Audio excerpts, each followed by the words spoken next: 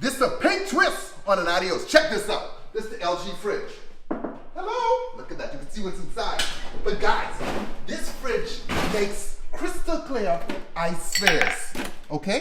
So I'm going to put my Adios on spheres. Vodka. 1, 2. Rum.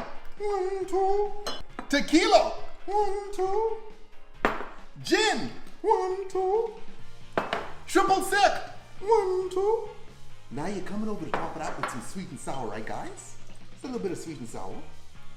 And now, the pink twist. You get some pink lemonade in here and you go all in. The pinker the better. Bang. So now you have that beautiful pink gradient, okay? Now you come behind with your little lemon garnish. And guess what? You give her a little pink straw.